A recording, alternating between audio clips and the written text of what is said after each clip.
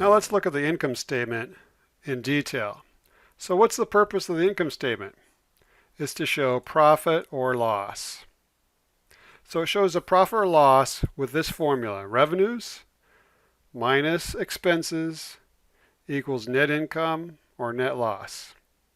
So this company has $8,500 of revenues, $3,200 of total expenses, for a net income of $5,300.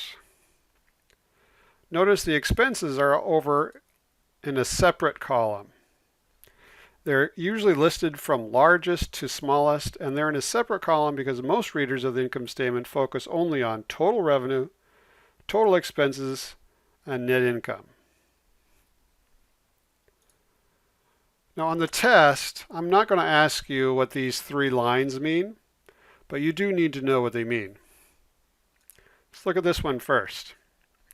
So this single black line means you're doing some kind of mathematical operation on the numbers above. In this case, you're adding the numbers $2,000 and $1,200 and then placing the total, $3,200, in the right column. This single black line also means you're doing some type of mathematical operation on the numbers above. In this case, you are subtracting $3,200 from $8,500 of revenue to calculate net income of $5,300. And then this double line at the very end means you are at the end of the column. By the way, net income is also often called the bottom line because it's literally the bottom line and the most important line of the income statement. Now this is really important and could be on your test.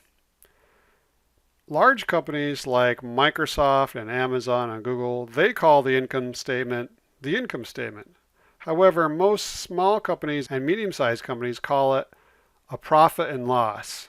And because everyone in the accounting field likes to abbreviate everything, they usually call it a P&L. So large companies call it income statement, small companies call it P&L.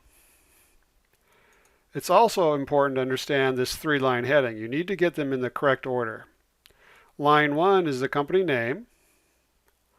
Line 2 is the name of the financial statement that you're looking at, in this case the income statement. And then the third line is always date related. For the income statement, it's never a single day. It's always a period of time. So what time period does this income statement have? It's for the month ended November 30th. So that's their weird way of saying it's for November of 2024. Now most income statements are for either a month, a quarter, or a year, but they could be for any period of time.